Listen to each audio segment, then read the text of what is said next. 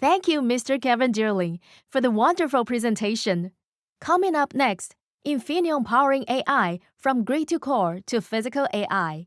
The session will begin shortly.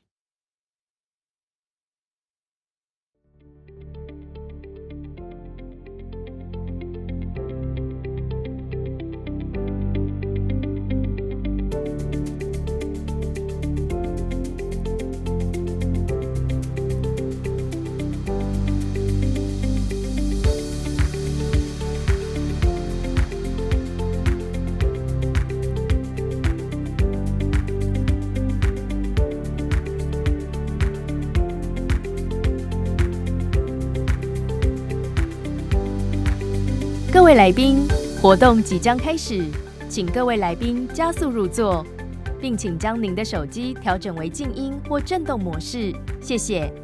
Ladies and gentlemen, we're about to begin shortly. Please take your seats. Kindly switch your mobile phones to silent or vibrate mode. Thank you.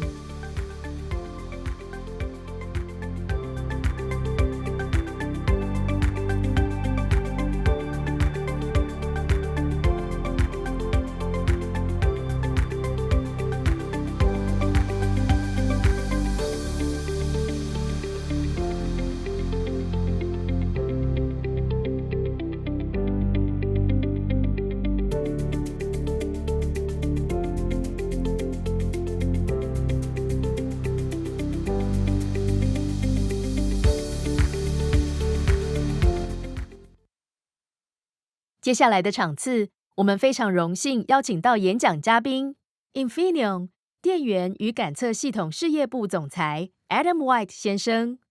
Adam White 先生将为我们带来题为“英飞凌驱动 AI 从电网到处理器核心，迈向实体 AI” 的精彩分享。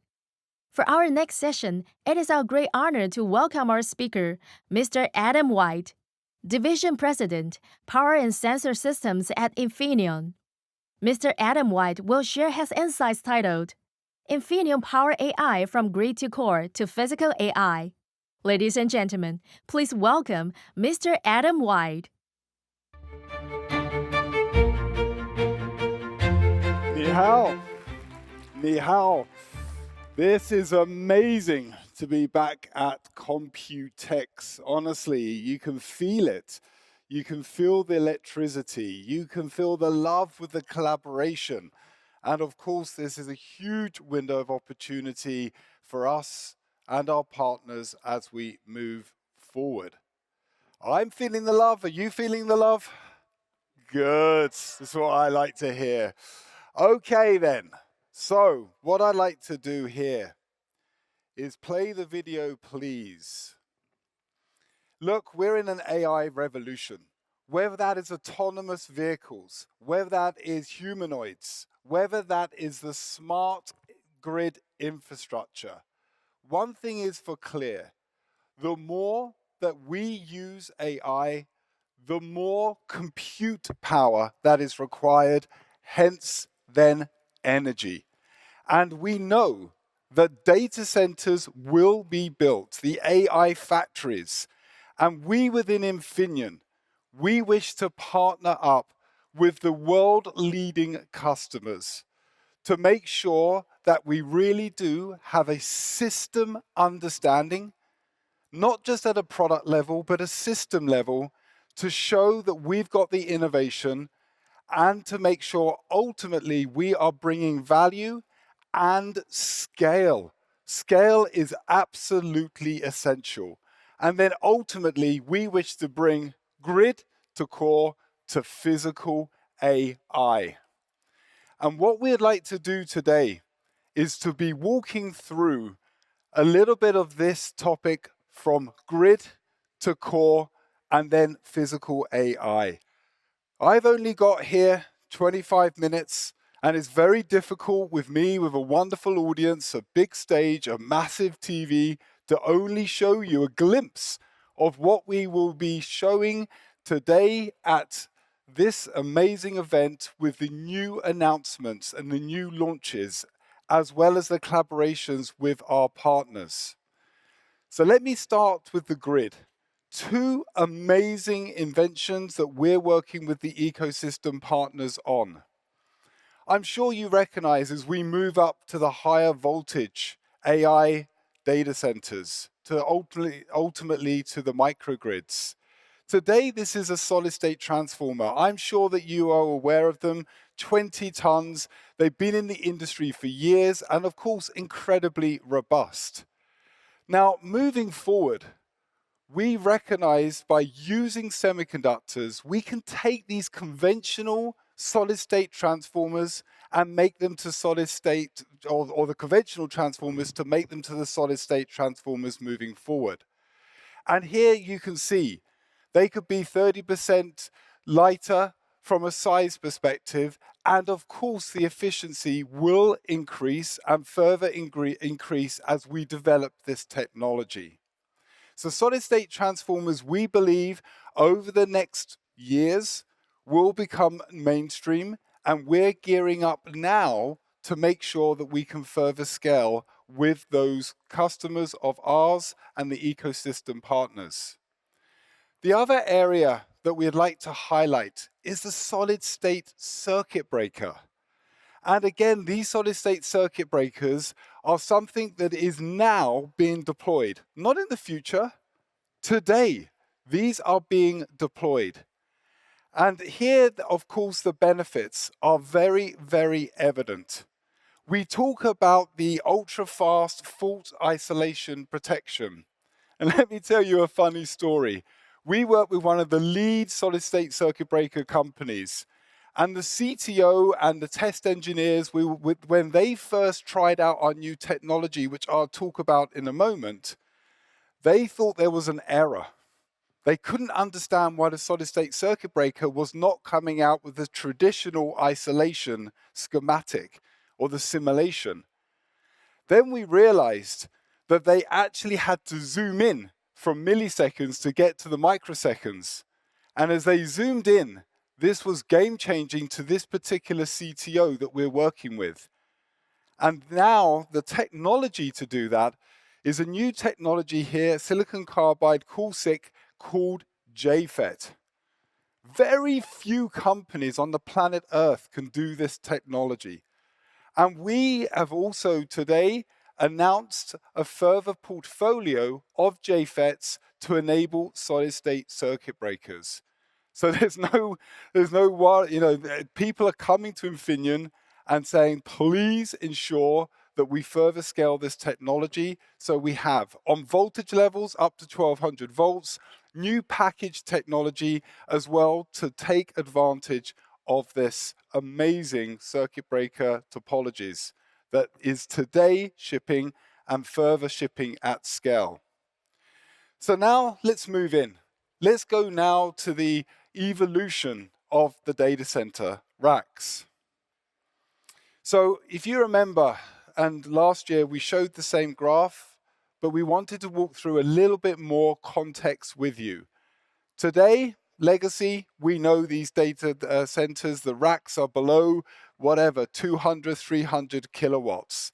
The standard single phase. Then moving forward, we can of course see that the generations for Gen 2 going at the 3-phase for the power sidecar, and we see these in abundance now at this show. Whether that is 500 kilowatts, 660 kilowatts, these are now reality. And then on top of that, of course, what we call inside Infineon Technologies, the North Star. How do we enable the 1 megawatt racks? And it's a challenge.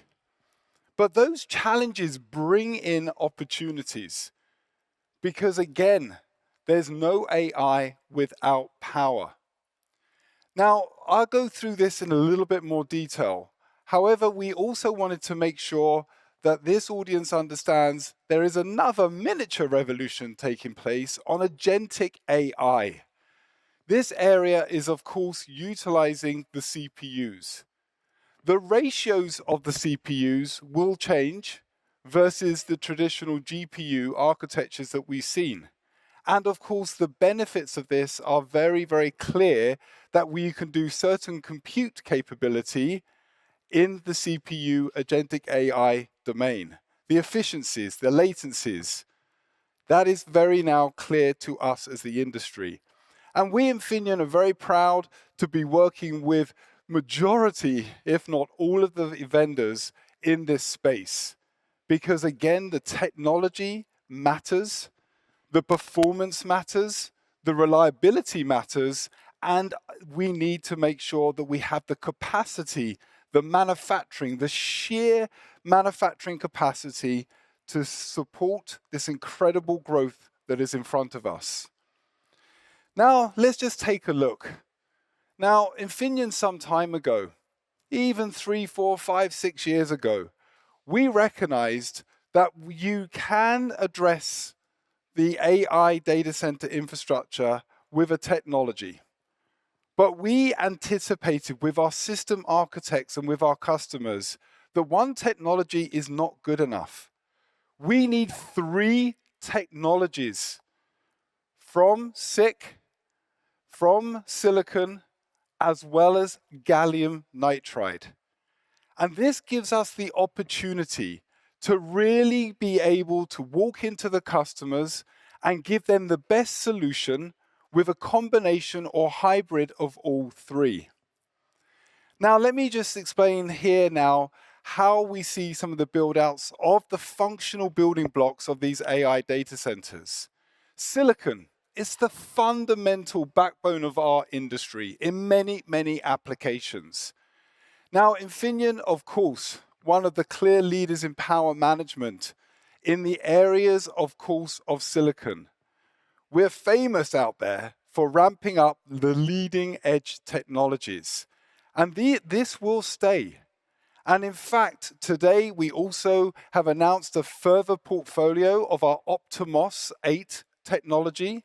The industry is using an abundance of Optimos 5. The Optimos 8 is 44% better at the RDS(on). So this technology out there is, of course, of high interest to anybody trying to make sure that data centers are running efficiently as possible, and of course, making sure that they've got the better performance and the manufacturing and robustness scale. Now, of course, we haven't bought it today, but we don't stop there in our silicon roadmap. Later this year, we will be bringing out a new technology in silicon. I promised our teams I would not give too much away, but again, the performance of this, wow. Silicon still absolutely has a disruptive behavior in these functional building blocks. And in the PSUs, of course, we just announced an 18 kilowatt as well as a 30 kilowatt PFC.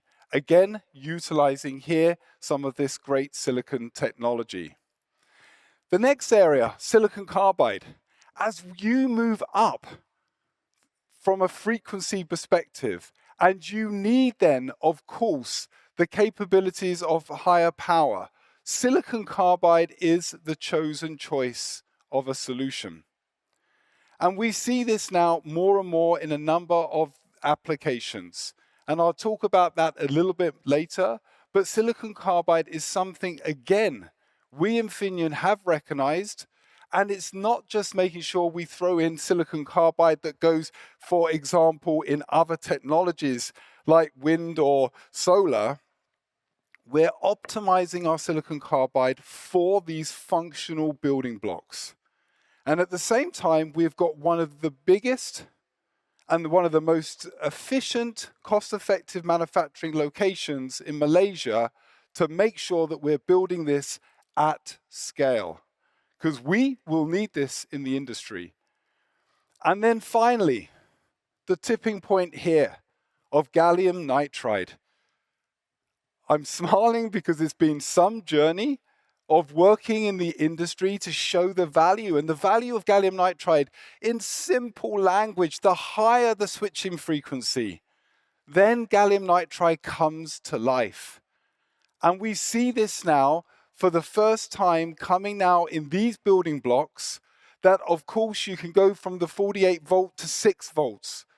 You can, of course, go to the intermediate bus conversion on mid-voltage, high voltage, which I'll show you. But this is the sweet spot on gallium nitride. And to the audience here, again, we're thinking ahead. GaN has been in the industry on the 8-inch, of course, started on lower. But now, what we are moving forward to is further looking at scaling up our 12-inch gallium nitride capability in Villach in Europe. This is going to, again, give us an incredible opportunity to bring GaN to the market with scale and, of course, from a performance point of view and being cost competitive.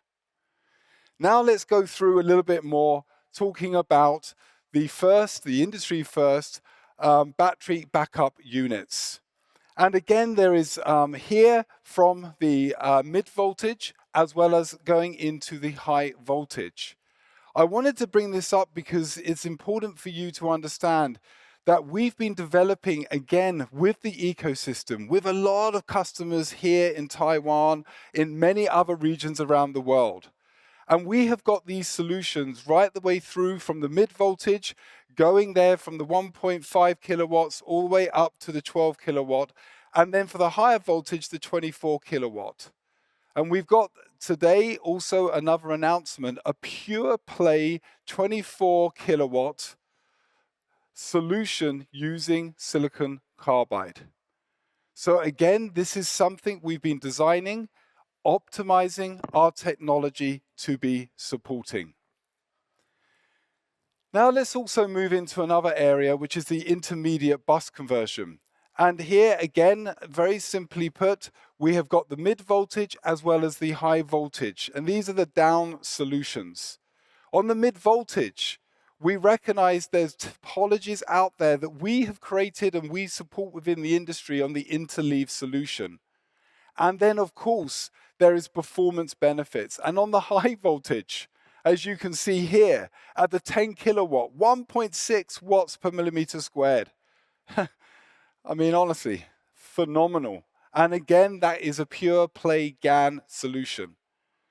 And Infineon, if I be bold enough to say in this room, we were invited in to the immediate bus conversion because our customers said we wanted reliability and performance. And this was a key asset, a key value proposition that we brought into the industry, and we are ramping up these intermediate bus conversion. Then let's move into something pretty amazing. Breaking the speed and density barrier on the V-core for the GPUs, for the ASICs, for the TPUs, even for the CPUs moving forward. Now, this time last year, we presented this. This was our roadmap. These were some of our modules, our vertical power delivery modules, down solution modules. And if you remember, we actually went from 1 amp per millimeter squared to 2 amp per millimeter squared. Honestly, as we stood off the stage here, many people coming up to us saying, oh, wow, that's amazing, that's incredible.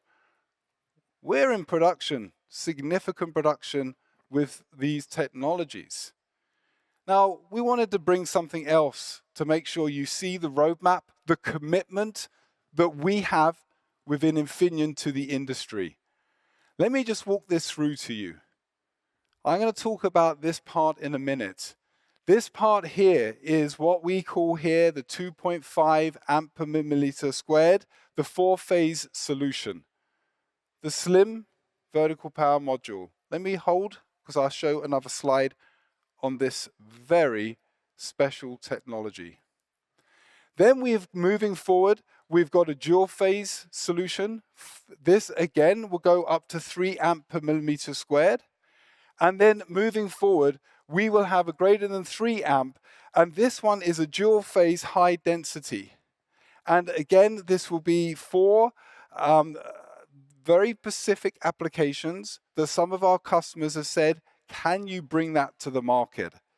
And then, of course, that is substrate attached. And then we move, of course, into the substrate, embedded substrate strategy. Greater than 4 amp per millimeter This is quite phenomenal. And we're working again with a lot of the who's who, win with the winners in the industry to make sure our technology is ready and performing. Let's have a look at this slim vertical power module. Now, I was actually going to bring this with me, but unfortunately when I held it up, even with this incredible screen behind, you couldn't see it. It was so thin. And here, this makes a huge difference when you actually put this into the application. From a pure size, from a Z height, from a weight perspective. I'm not going to give all of our trade secrets away about how we're doing this and the filing of IP that we've got. But what I will say is it is definitely less than 3 millimeter. That is incredible.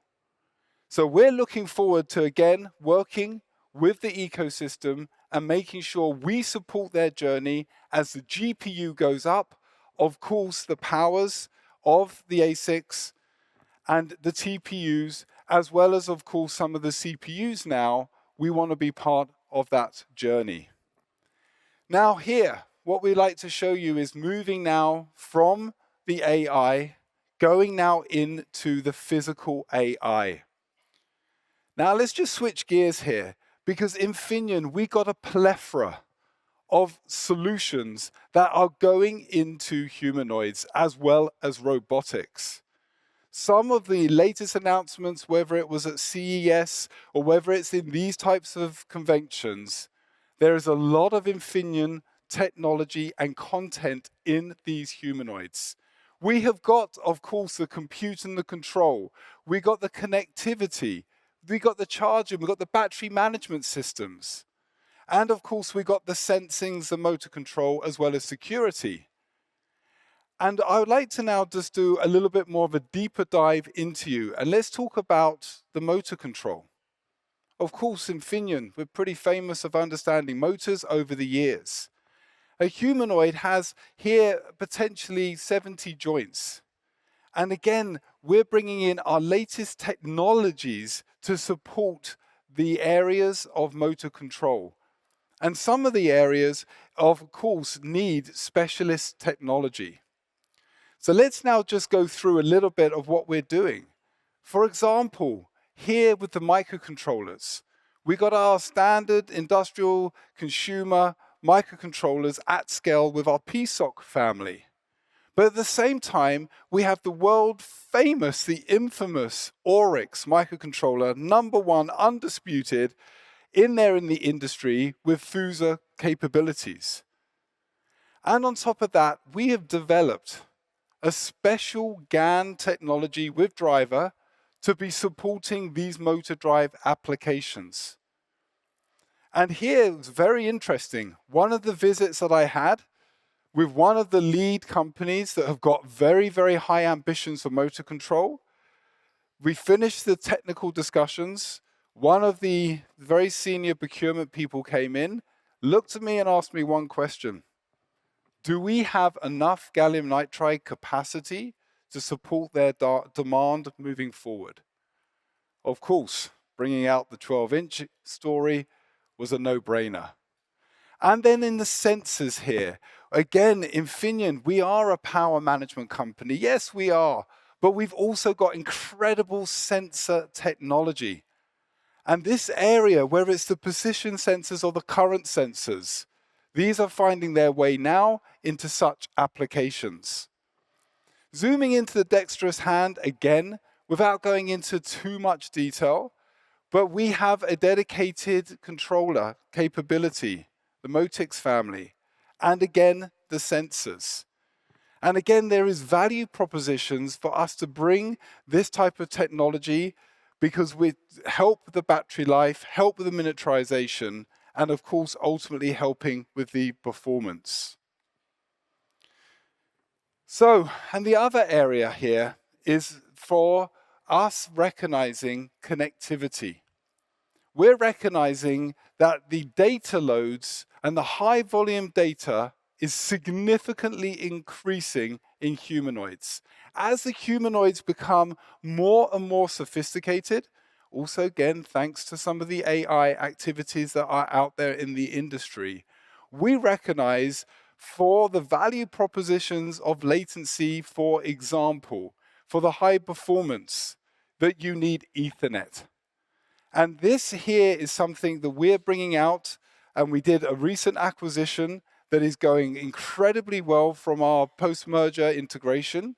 And we're finding, of course, significant home for Ethernet, not just in vehicles, in cars, but also here into robotics as well as humanoids, for exactly what is behind me on this screen. And now, the other area, closing out the chapter for today, is the area of security. And I'm sure all of you are recognizing the importance of security. I don't know about you, but these humanoids and robotics, whether they're in factories, whether they're in the streets, or of course, moving into our homes, we want to make sure that there is trustworthy security. And of course, this is to protect the models, of course, integrity ultimately out there. And today, we'd also like to really talk about a special announcement with NVIDIA. This has just been announced. We're working with NVIDIA to enable the quantum resilient hardware root of trust for physical AI. And again, the value propositions here from of course, the keys, the models, the protections. And this is something that we are recognizing as a company is an absolutely essential backbone for our partners. So, as of course, NVIDIA announce and scale their Jensen Thor platform, the Optima technology here from Infineon will find its home because the ecosystems trust Infineon's security. So, this is actually a glimpse of what I wanted to show to you. And honestly here, this is something that we are recognizing, and we are very, very grateful to all of you. And there is, of course, challenges, but opportunities of bringing AI. But we know exactly here, no AI without partnerships. And here we would like to thank all of you for your dedication, for your support. We love partnering up with you, and we want to make sure that we further scale. And remember, there is no AI without power. We're proud to be powering AI from grid to core to physical AI. 谢谢。感谢 Adam White 先生精彩的分享。各位来宾可以休息片刻。下一场次为大规模 AI 重塑储存样貌，将于11点准时开始。Thank